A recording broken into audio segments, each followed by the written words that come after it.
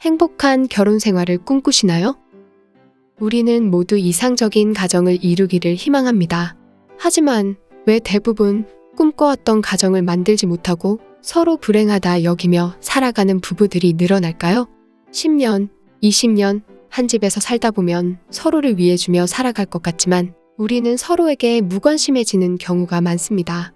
현재 부부 관계에 대해서 고민하고 계시는 분들도 있으실 겁니다. 지금 이 순간 우리 부부가 어떤 상태에 있는지 자신의 마음을 한 번쯤 되돌아보는 건 어떨까요? 다음에 체크리스트를 듣고 자신이 몇 번에 해당하는지 생각해 보세요. 1. 같은 집에 살지만 서로 남남처럼 각자의 생활을 한다. 2. 나만 희생하고 있다고 생각하며 나 자신을 불쌍히 여기고 있다. 3. 혼자 살 자신이 없어서 참고 견딘다. 4. 경제적 능력이 안 되어 할 수 없이 함께 살고 있다. 5. 배우자의 행동 하나하나가 너무너무 꼴보기 싫다. 6.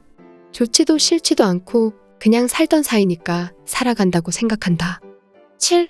배우자의 소중함을 느끼고 서로 잘해주려고 노력한다. 8. 서로의 생활 방식을 존중하고 함께하는 시간이 즐겁다. 부부가 항상 좋을 수는 없지만 부정적인 감정들을 마음속에 담아두고 살아가는 것 또한 지옥입니다. 시간이 갈수록 우리는 연애할 때의 감정보다는 친구처럼 의지하고 따로 또 같이 시간을 보내길 희망합니다.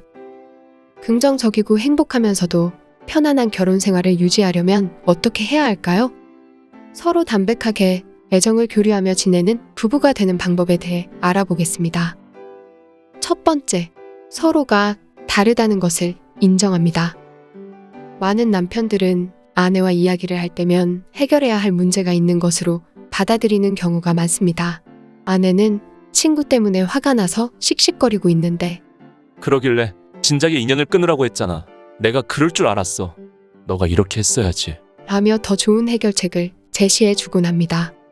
과연 아내가 원하는 것은 무엇이었을까요? 아내의 편을 들어주고 아내의 감정을 인정해주고 받아주는 것입니다. 와, 진짜 열 받았겠다. 화날 만한 일이네. 라고 이야기해보세요.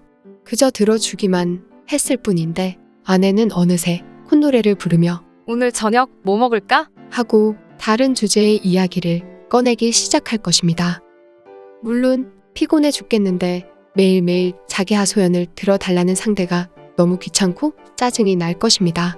오늘 하루 너무 힘든 경우 잠시만, 지금은 내가 많이 피곤해. 저녁 먹고 1시간 뒤에 이야기 들어줘도 될까? 라고 이야기해 봅시다. 상대에게 이 이야기를 늘어놓고 한다는 건 하루 종일 말할 사람이 없거나 오늘 하루 속이 많이 상했다는 의미일 수도 있습니다. 만약 매일매일 이야기 보따리를 들어달라 하여 힘들다면 하루에 딱 30분만 이야기 들어주기라는 규칙을 정해보세요. 배우자가 원하는 것 30분 해주는 대신 내가 원하는 것 30분을 배우자에게 요구하세요. 반대로 남자의 경우 힘든 일이 있거나 지치게 되면 자신만의 동굴 속으로 들어가고 싶어 하는 경우가 많습니다. 사회에 나가 일을 하며 주변 인간관계와 일적인 스트레스에서 벗어나고 싶어 합니다. 홀로 쉴 수 있는 쉼터를 찾아 가족과 함께 하려 하지 않을 때 잠시 기다려주세요. 지금 많이 힘든가 보네. 그래, 잠시 쉬어. 라며 남편의 동굴 생활을 잠시 지켜봐 주시기 바랍니다. 그래도 동굴 속에서 안 나오려고 한다면요. 라고 반박하고 싶은 분들도 계실 겁니다. 호의를 베풀었더니 계속 편하게만 살려고 하는 이기심을 드러낼 수도 있습니다. 집안일이 모두 아내의 차지가 되어 신체적으로 지치게 됩니다. 함께 정서적 교류를 나눌 대상이 사라져서 아내 또한 외로움을 느낄 수 있습니다. 그런 경우 적당한 선에서 분명히 한계를 정해주는 것도 좋습니다. 당신이 힘든 거 알아. 하지만 마냥 이렇게 우리와 말도 안 하고 집에 와서 당신 하고 싶은 것만 하면 우리가 많이 힘들어. 스스로 정상 생활을 할 수 있는 방법도 찾아주면 안 될까? 이번 달까지만 기다려줄게. 집안일을 나 혼자 하기가 여간 힘든 게 아니야. 자기와 대화를 하지 못하니까 외롭기도 해. 라며 자신의 마음 상태를 전달해 보세요. 두 번째, 각자의 시간과 공간에 대해 소중하게 생각합시다. 부부 사이가 오래될수록 따로 또 가치를 인정하며 함께하는 시간과 각자의 시간을 적절하게 잘 배분할 수 있을 때 행복감을 느낍니다. 그러나 남편은 사회적 활동을 통해 자신만의 취미를 이미 가지고 계신 분들이 많습니다. 하지만 양육에만 전념하던 아내인 경우 친구도 별로 없고 자신의 취미를 갖지 못한 채 세월이 흘러버린 분들도 계십니다. 이런 경우 나는 아무것도 할 줄 아는 게 없는데 저 사람은 맨날 나가 놀 때가 있네. 라는 자괴감이 들 수 있습니다. 서로 각자의 생활 방식에 대해 이해해주는 시간을 갖고 조율할 기회를 가져보세요. 또한 양육자의 경우 자신을 위한 시간을 만들 수 있도록 배우자와 잘 상의하시기 바랍니다. 자신에게 충전의 시간이 주어지지 않을 경우 건강한 부모-자녀 관계를 형성할 수 없습니다. 내가 행복하고 안정감 있게 생활해야 주변 사람들과도 편안하게 지낼 수 있으니까요. 가족 회의 시간이나 티타임 시간을 가져보세요. 각자의 욕구에 대해 진지하게 이야기 나누고 구체적인 방법 또한 세우시길 바랍니다.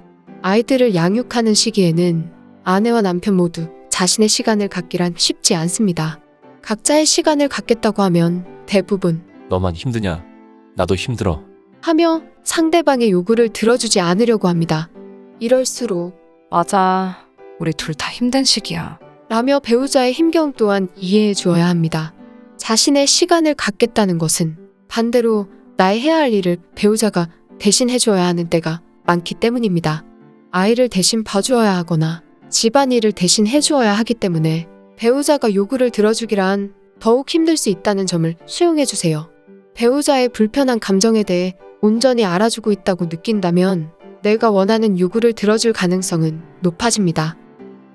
셋째, 상처받았던 일들에 대해 이야기를 나누고 서로 수용해 줄 마음가짐을 가지세요. 부부 사이가 좋지 않은 경우 꽤 오랜 세월 묵혀두고 꺼내놓지 않은 이야기들이 있을 겁니다. 혹은 이야기해봤자 서로 기분만 나쁘고 해결되지 않을 거라는 신념을 가진 경우도 많습니다. 하지만 각자의 상처가 해결되지 않은 상태에서 서로 사이가 좋아지기는 쉽지 않습니다.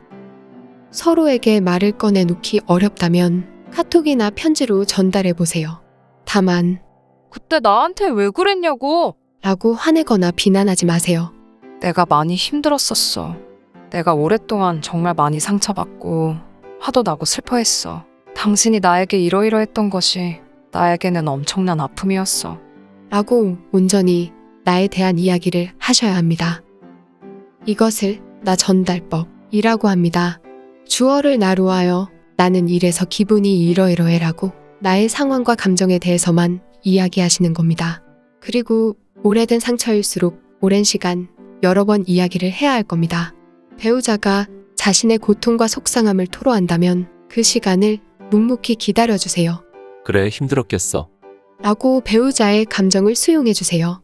있는 그대로 그 속상함을 털어놓고 받아준다면 배우자 스스로 자신의 입장에 대해 생각하는 시간을 가지게 될 것입니다. 이때 자신에 대한 실수와 비난을 토로한다 할지라도 처음에는 변명하려 하지 마세요. 그저 배우자의 이야기를 듣고 그 감정을 수용해 주려고 노력하세요. 그런 과정을 통해 서로에게 연민과 애정이 다시 싹트고 과거에서 벗어나 현재를 살아갈 수 있을 것입니다. 자신이 해결하지 못한 감정에 쌓여 술만 먹으면 버럭하거나 하소연을 늘어놓지는 않으신가요? 진심으로 배우자가 알아주길 바란다면 자신의 상처와 마음을 나의 입장에서만 전달하시기 바랍니다. 하지만 한두 번도 아니고 끊임없이 같은 이야기를 들어주기란 쉽지 않다는 것도 이해해 주셔야 합니다. 배우자에 대한 속상하고 화난 감정은 대부분 상대방이 마주하고 싶지 않은 실수이거나 좋지 않은 습관, 나쁜 행동에 관한 것이 많으니까요. 스스로 자신의 부정적인 감정에서 탈피할 수 있는 자신만의 방법 또한 찾아가시길 추천드립니다. 예를 들어 일기장 앱을 설치해서 매일매일 나에게 하고 싶은 이야기를 써보세요. 하루에 여러 번 묵혀두고 있던 감정들을 적어보세요. 적어가는 그 과정 동안 자신의 부정적인 감정이 치유될 수 있습니다. 부부관계에서 가장 중요한 것은 아무리 믿고 화가 나더라도 자신이 상대 배우자에게 얼마나 애정을 가지고 있느냐일 것입니다. 함께 지낸 세월이 길수록 마음 저 깊은 곳에는 상대에 대한 사랑의 마음이 있을 겁니다. 인간은 누구나 사랑받고 싶은 욕구를 지니고 있습니다. 그 욕구가 제대로 채워지지 않을 때 불행하다고 느낍니다. 사랑받지 못한다고 느끼면 배우자를 미워하고 실망하고 화내는 등 자기 안에 부정적인 감정을 쌓아가게 됩니다. 쑥스럽고 불편한 말일지라도 오늘 하루도 잘 살아줘서 고마워. 라고 하루에 한 번 이상은 서로 해주자고 다짐하세요. 들어보지 못했던 그 말들이 당신의 마음을 눈 녹듯이 녹게 만들 것입니다. 오늘 하루 카톡으로라도 감사합니다. 라고 보내세요. 사실 너무너무 미운 순간이 있다 해도 아주 작게라도 생활 속에 도움을 준 부분이 있을 겁니다. 내가 먼저 손을 내밀어 고마워. 라고 한마디 한다면 저 사람이 왜 저러지? 하며 한 번 더 쳐다보게 될 것입니다. 그 선한 말에 점차 배우자도 예의를 지키고 싶은 마음이 자라게 될 것입니다. 현재 부부 사이가 좋지 않거나 지금보다 조금은 더 편안한 관계를 유지하길 희망하는 부부에게 도움이 되었길 바랍니다. 구독과 좋아요는 영상 제작에 많은 힘이 됩니다. 감사합니다.